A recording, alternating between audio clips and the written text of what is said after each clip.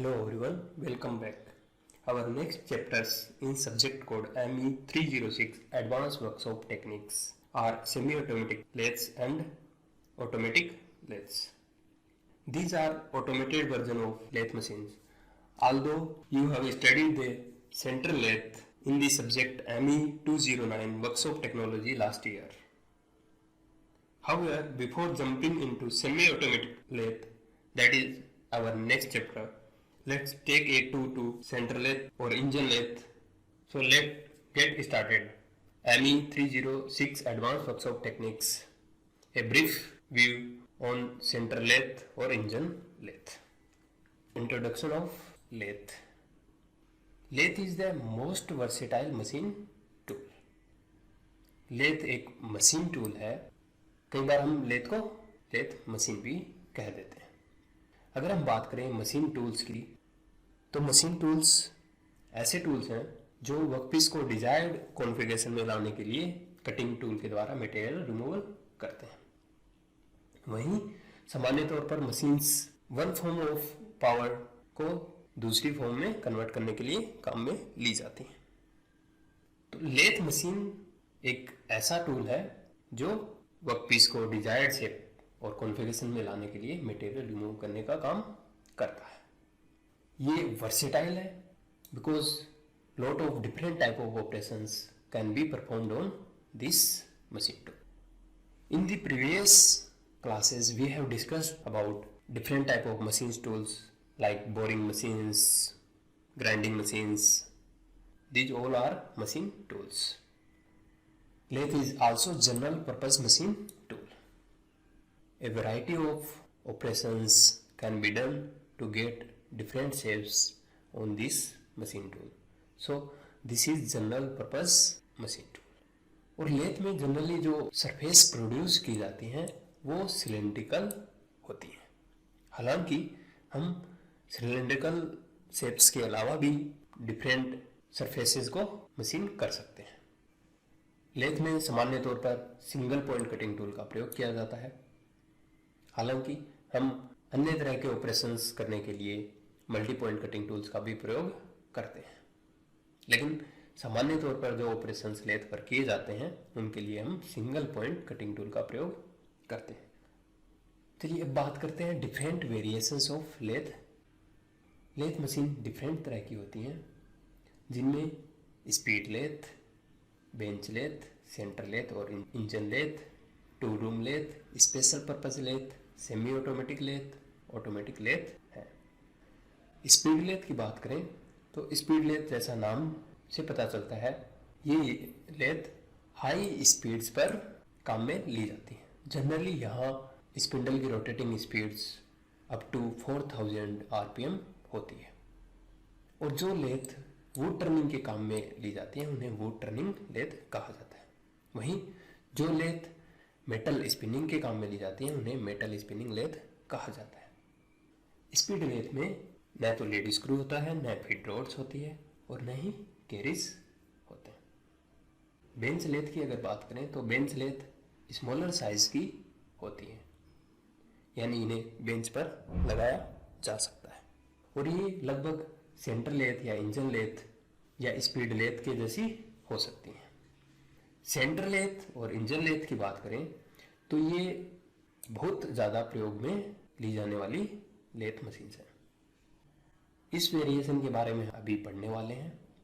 To room lathe engine lathe की तरह ही होती हैं, लेकिन ये मोर एक्यूरेटली बिल्ड होती हैं और ये टू रूम में डाइज, गेजेस, टूल्स पर प्रिसीजन वर्क करने के लिए काम में आती हैं.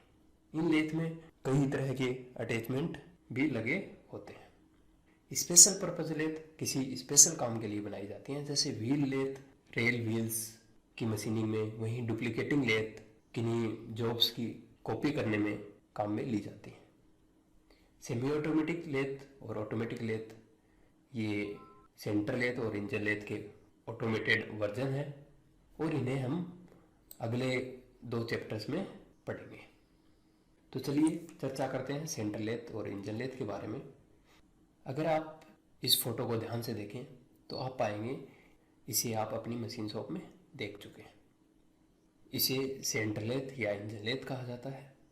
अगर कंपोनेंट्स की बात करें, ये सेंटर लेथ के लेग्स हैं, इनके ऊपर ये स्टार्टर ट्रे लगी हुई है जिसमें चिप्स और कूलेंट को कलेक्ट किया जाता है, और इस ट्रे के ऊपर बेड लगा हुआ है।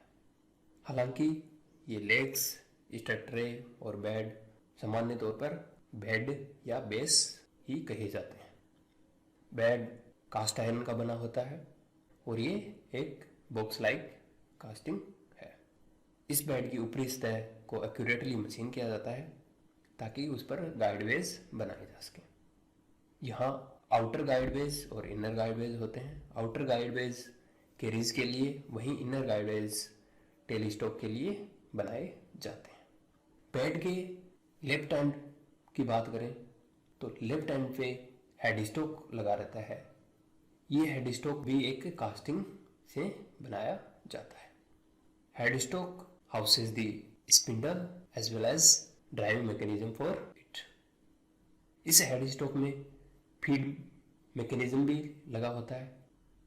वहीं बेड के राइट साइड में बात करें और opposite to this head stock बात करें तो बेड के ऊपर बने इनर गाइडवेज में कास्टिंग लगी होती है जिसे टेल स्टॉक कहा जाता है।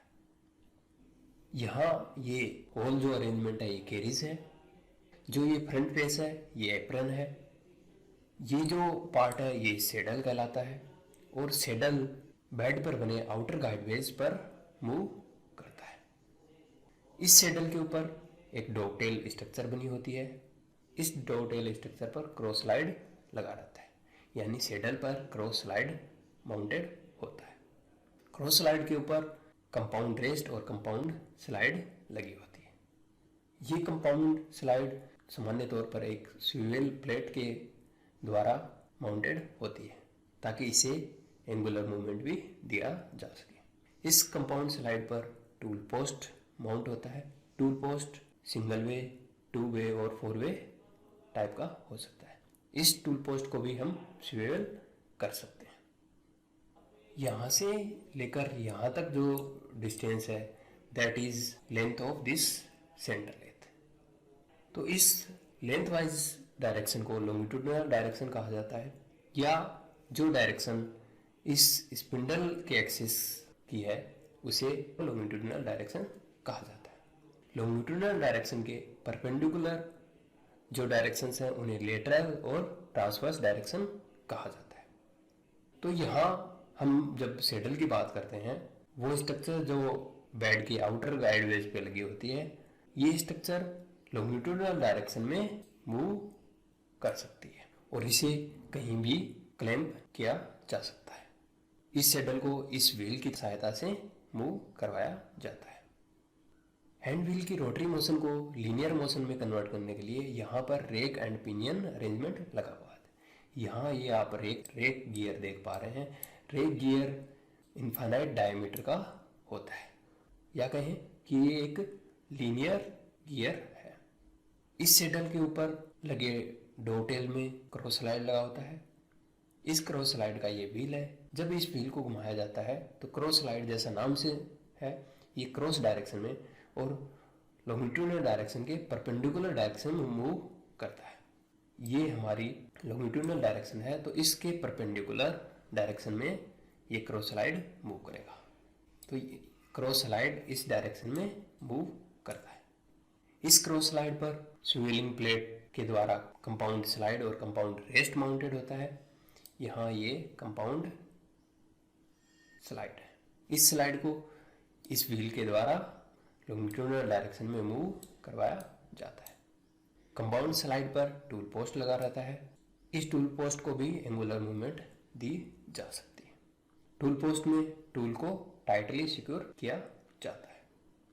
इस पूरे अरेंजमेंट यानी saddle, cross slide, compound slide और टूल पोस्ट को कैरीज कहा जाता है। जो कैरीज का ये फ्रंट पोर्शन है एप्रन, इस एप्रन में थ्रेड कटिंग मैकेनिज्म लगा होता है। यहाँ ये लीड स्क्रू है जिसमें स्क्वायर थ्रेड्स कटी हुई हैं। ये फीड रोड है। फीड रोड सिंपल ऑपरेशंस में कैरीज को सपोर्ट करता है और मूव कराने में हेल्प करता है। वहीं लीड स्क्रू जब थ्रेड कट करने हो तब कैरिज को मूव करने में हेल्प करता है। लीड स्क्रू की सहायता से थ्रेड कटिंग के दौरान फीड देने के लिए यहाँ फीड लीवर्स लगे हुए हैं और इस बॉक्स में फीडिंग अरेंजमेंट लगा हुआ है। हेड स्टॉक बेल्ट ड्रिवन भी हो सकता है और गियर ड्रिवन भी हो सकता है।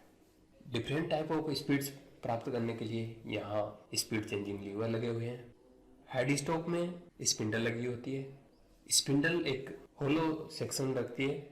इस होलो सेक्शन के द्वारा लंबे वर्कपीस को भी लगाया जा सकता है। स्पिंडल का अगला भाग टेपर सेक्शन रखता है, यानी मोस्ट टेपर होता है, और इस मोस्ट टेपर में एक स्लीव लगी होती है। इस स्पिंडल के आउटर पेरीफेरी पर थ्रेड कटे होते हैं। इन थ्रेड्स की सहायता से हम डॉग प्लेट, फेस प्लेट और चक को माउंट कर सकते हैं। यहाँ ये चक दिखाई हुई है, ये 3 जा चक है।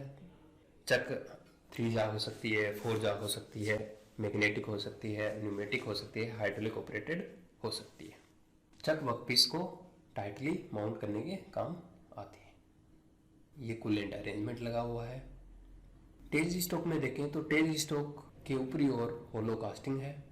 इस होलो कास्टिंग में एक स्पिंडल फिट की हुई है जिसे टेल स्टॉक स्पिंडल कहा जाता है। इस स्पिंडल को टेल स्टॉक व्हील की सहायता से लॉन्गिट्यूडनल डायरेक्शन में मूव करवाया जा सकता है। इस स्पिंडल का अगला पार्ट या towards the head stock and most taper रखता है। इस मोस्ट टेपर में डेड सेंटर को क्लैंप किया जा सकता है। कई बार ये मोस्ट टेपर ड्रिल के सेंक को अकोमोडेट करने के लिए भी काम आता है। हेड स्टॉक स्पिंडल में भी लाइव सेंटर लगाया जा सकता है। कई बार हम लाइव सेंटर और डेड सेंटर यानी टेल स्टॉक में लगे सेंटर के बीच में वर्कपीस को माउंट करते हैं। तो डिफरेंट लेंथ को अकोमोडेट करने के लिए इस टेल स्टॉक को हम गाइड वे के ऊपर आगे पीछे कर सकते हैं और फिर उन्हें एक प्लेट और बोल्ट नट की सहायता से क्लैंप कर दिया जाता है। अगर हमें प्लेट पर ड्रिलिंग करनी है तो ड्रिलिंग के दौरान फीड देने के लिए इस व्हील को घुमाकर इस स्पिंडल से फीड दी जाती है। ये डिवाइस अगर आप देख रहे हैं तो ये स्टडी रेस्ट है। ये भी इनर गाइडवेज पे माउंटेड होता है और इसमें यहाँ हिंज होता है ताकि इसे ओपन और क्लोज किया जा सके। इस स्टडी रेस्ट में 3 जाज लगी होती हैं जिनकी सहायता से लॉन्ग वर्कपीस को सपोर्ट दिया जा सकता है। यहाँ ये जो सेंटर दिखाया गया है ये सेंटर फ्रिक्शनलेस टाइप का सेंटर है जिसमें रोलर और थ्रस्ट बियरिंग लगे होते हैं। ये प्लेट जो आप देख रहे हैं ये फेस प्लेट है जिसमें एक सेंटर होल है और साइड में रेडियल होल्स बने हुए हैं। ये रेडियल होल्स क्लैंप करने के काम आते हैं। इस डायग्राम को देखें एग्जाम की दृष्टि से, ये महत्वपूर्ण है। तो इस डायग्राम से भी हम समझ सकते हैं कि ये लेग्स हैं, ये स्टड ट्रे के लेफ्ट साइड में हेड स्टॉक कास्टिंग लगी हुई है, यानी ये हेड स्टॉक है। हेड स्टॉक में गियर बॉक्स कंट्रोल लीवर लगे हुए हैं। नीचे की तरफ फीड बॉक्स और फीड कंट्रोल लीवर लगे हुए हैं। हेड स्टॉक ड्राइव मैकेनिज्म को और स्पिंडल को अकोमोडेट करता है। स्पिंडल के ऊपर डॉग प्लेट लगी हुई है और लाइव सेंटर लगा हुआ है। इस हेड स्टॉक के पीछे की तरफ पावर मोटर लगी रहती है और ये मैन ड्राइव कॉन पुली की सहायता से गियर शाफ्ट्स में पावर ट्रांसमिट की जाती है। इस ट्रे के ऊपर बेड लगा हुआ है। बेड के अगर राइट साइड में देखें तो बेड के ऊपर जो गाइडवेज कटे हुए हैं उन पे टेल स्टॉक लगा हुआ है। टेल स्टॉक की स्पिंडल को यहाँ रेम कहा गया है। रेम के ऊपर डेड सेंटर लगा हुआ है। रेम को किसी भी पोजीशन में क्लैंप किया जा सकता है, उसके लिए क्लैंपिंग लीवर लगा हुआ है। ये होल अरेंजमेंट कैरिज कहलाता है। यहाँ ये सेडल है। सेडल के ऊपर डॉगटेल, ये डॉगटेल स्ट्रक्चर है। इस डॉगटेल स्ट्रक्चर के ऊपर क्रॉस स्लाइड लगा हुआ है। क्रॉस स्लाइड के ऊपर एक स्वेलिंग प्लेट की सहायता से कंपाउंड स्लाइड और कंपाउंड रेस्ट को माउंट किया जाता है। यहाँ कंपाउंड स्लाइड को टूल पोस्ट स्लाइड कहा गया है। इस स्लाइड के ऊपर टूल पोस्ट लगा होता है। सेडल को लॉन्गिट्यूडनल डायरेक्शन में मूव कराने के लिए जब व्हील घुमाया जाता है तो रोटेशनल मोशन को लीनियर मोशन देने के लिए यहाँ रेक लगा हुआ है। थ्रेड कटिंग के टाइम ऑटोमेटिक फीड देने के लिए lead screw, thread dial, screw cutting engage handle और फीड बॉक्स लगे हुए हैं।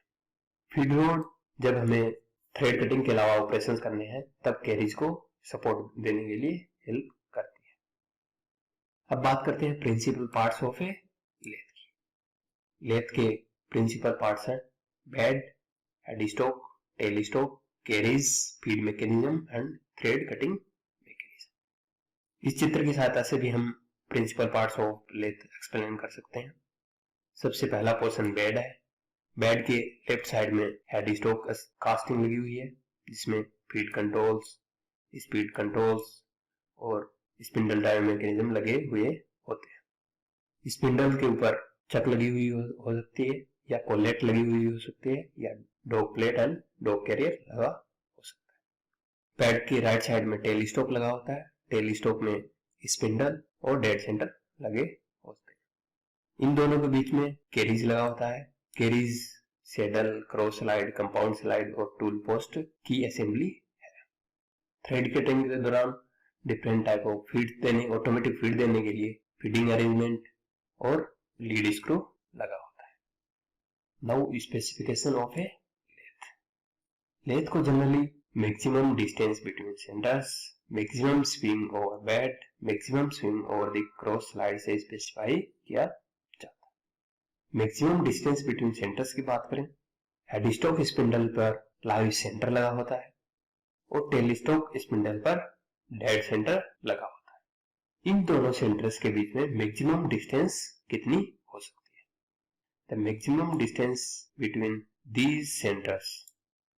वर्कपीस को जब सेंटर्स के बीच में फिक्स किया जाता है तो उस वर्कपीस की मैक्सिमम स्विंग बेड के ऊपर कितनी हो सकती है। तो यहाँ ये बेड की पर गाइडवेज बनी हुई है, इनसे ऊपर कितनी मैक्सिमम डायमीटर का वर्कपीस हम लगा सकते हैं। This is the maximum swing over the bed.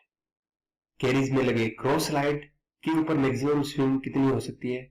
यहाँ ये क्रॉस स्लाइड है।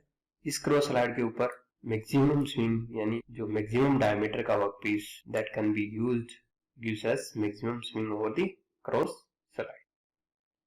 इन तीन अहम पॉइंट्स के अलावा हम लेथ को maximum bar diameter that can be held in spindle, length of the machine और बेड, विड्थ ऑफ मशीन और बेड, स्पिंडल नोज डायमीटर और मोस्ट taper, range of spindle speeds, number of hits, number of threads that can be cut, power of motor आदि से भी lathe को specify किया जाता है।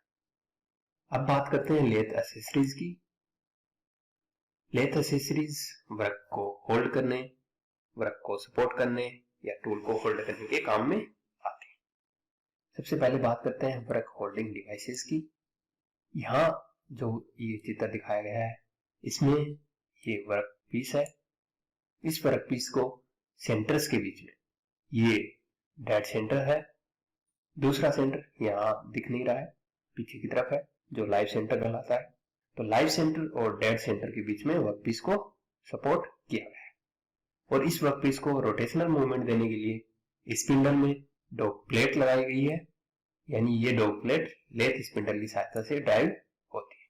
इस डॉग प्लेट में डॉग कैरियर लगा हुआ है, दिस इज डॉग कैरियर, और ये डॉग कैरियर इस प्लेट की सहायता से ड्राइव होता है। डॉग के कारण वर्कपीस को रोटेशनल मूवमेंट मिलती है। ये जो चित्र दिखाया गया है इसमें चक की सहायता से वर्कपीस को क्लैंप किया गया है। यहाँ ये वर्कपीस है, दिस इज चक, और ये जा है, 3 नंबर ऑफ जास है। इन जास को different type of diameters clamp करने के लिए एडजस्ट किया जा सकता है। यहाँ 3 जा है, ये सेल्फ सेंटरिंग चक है, यानी अगर हम एक जा को मूव करेंगे तो तीनों जास एक साथ मूव होंगी, जिससे कि हम वर्कपीस को ऑटोमेटिकली सेंटर कर सकते हैं। ये जो वर्क होल्डिंग डिवाइस है ये फेस प्लेट दिखाई गई है। यहाँ ये फेस प्लेट है। फेस प्लेट को भी स्पिंडल पर लगे थ्रेड्स की सहायता से अटैच कर दिया जाता है। हमने फोटो में देखा कि इस फेस प्लेट में सेंटर होल होता है और वर्कपीस को क्लैंप करने के लिए फेस प्लेट में बने रेडियल होल्स में क्लैंप्स की सहायता से वर्कपीस को टाइटली सिक्योर कर दिया जाता है। फेस प्लेट चूंकि स्पिंडल से अटैच्ड है तो स्पिंडल के द्वारा इस फेस प्लेट को ड्राइव किया जाता है। फेस प्लेट सामान्य तौर पर कॉम्प्लेक्स जियोमेट्रीज के वर्कपीस को होल्ड करने के काम में आती है। जैसे यहाँ जो वर्कपीस है उसका एक एंड क्यूबोइडल या क्यूब टाइप का है, तो उसे हम इस तरह की चक या डॉग प्लेट्स वगैरह में फिक्स नहीं कर सकते। तो ऐसे वर्कपीस को क्लैंप करने के लिए फेस प्लेट काम में ली जाती है। ये वर्क होल्डिंग डिवाइस कोलेट है, ये कोलेट की स्लीव है, ये कोलेट है, और इस कोलेट की पेरीफेरी पर लॉन्गिट्यूडिनल डायरेक्शन में स्लिट्स कटे होते हैं। ये स्लिट्स हैं, यहाँ 3 स्लिट्स काटे गए हैं। जब वर्कपीस को कोलेट के इस होल में फिट किया जाता है और फिर इस कोलेट को स्लीव में घुसा दिया जाता है, जिसके कारण कोलेट में इलास्टिक डिफॉर्मेशन होता है और ये वर्कपीस को टाइटली सिक्योर कर लेती है। चूंकि कोलेट की इलास्टिक डिफॉर्मेशन की लिमिट है, इसीलिए हमें नंबर ऑफ डायमीटर्स के लिए डिफरेंट कोलेट चाहिए होती है। लेथ एक्सेसरीज में कुछ वर्क सपोर्टिंग डिवाइसेस भी होती हैं, जैसे Mendel's, study rest, follower rest. Mendel की बात करें तो मेंडल होलो वर्कपीस को सपोर्ट करने के लिए काम में आती है।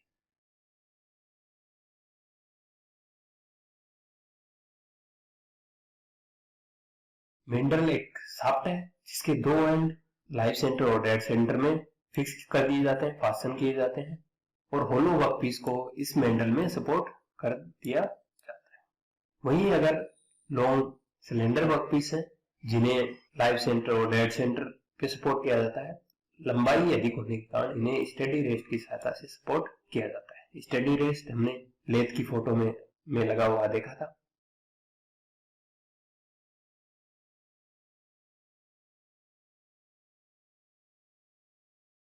स्टडी रेस्ट के नीचे के पोर्शन को इनर गाइड वेज पर माउंट कर दिया जाता है। स्टडी रेस्ट में एक हिंज लगी रहती है जिसके द्वारा अपर पोर्शन को ओपन और क्लोज किया जा सकता है। वर्क की लोडिंग अनलोडिंग के लिए इस हिंज के द्वारा स्टडी रेस्ट के इस ऊपरी पार्ट को ओपन किया जा सकता है। वर्कपीस को यहाँ लोड कर और इन 3 जा की सहायता से टाइटली सिक्योर कर दिया जाता है। इसका नाम स्टडी रेस्ट इसलिए है क्योंकि ये डिवाइस बेड पर एक जगह माउंट कर दी जाती है। फॉलोअर रेस्ट भी वर्क को सपोर्ट करने के काम आता है, लेकिन इसमें सिर्फ 2 जा होती है और ये कैरीज पर लगाया जाता है।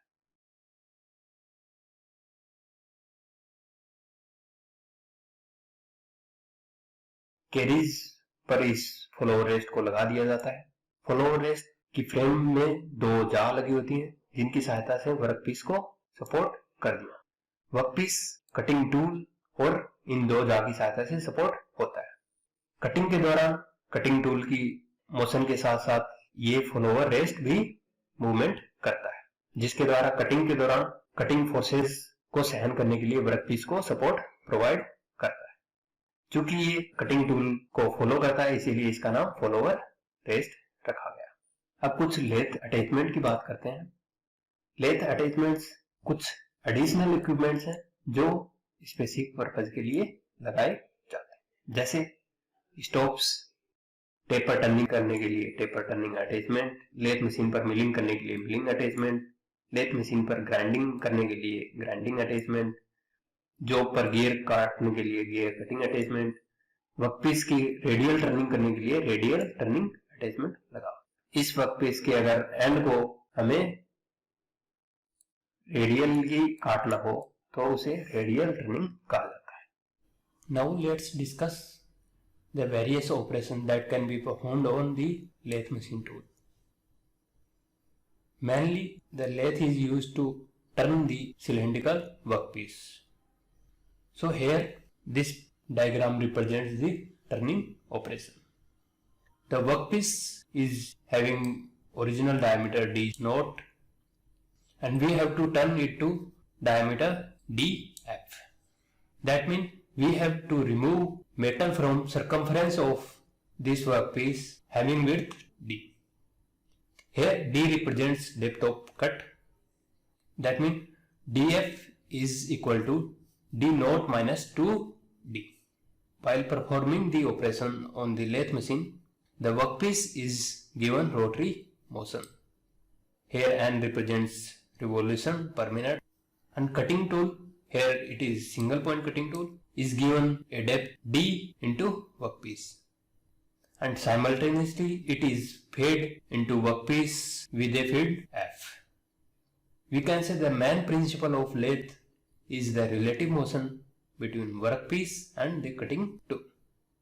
फीड को हम ऐसे समझ सकते हैं कि वर्कपीस की सतह से चलते हुए जब टूल वर्क सरफेस के किन्हीं निश्चित पॉइंट से गुजरता है तब टूल द्वारा वर्क में या वर्क के अलोंग यूनिट टाइम में तय की गई दूरी फीड कहलाती है। लेथ में फीड वो डिस्टेंस है जो टूल 1 रिवोल्यूशन ऑफ वर्क में एडवांस करता है।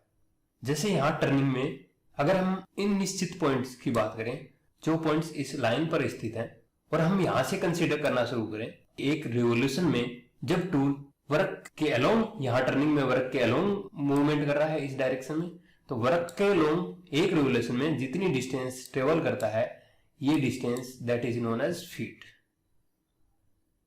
टर्निंग के अलावा लेथ में और भी कई ऑपरेशंस किए जा सकते हैं जैसे facing, taper turning, counter turning, form turning, chamfering, cut off, thread cutting, boring, drilling, knurling. We can perform rimming also as the same way we do drilling on the lathe. इस तरह हम lathe पर ढेर सारे operations कर सकते हैं। इनके अलावा भी हम वेरियस ऑपरेशंस लेथ पर परफॉर्म कर सकते हैं जिनके लिए हमें डिफरेंट अटैचमेंट की आवश्यकता होती है।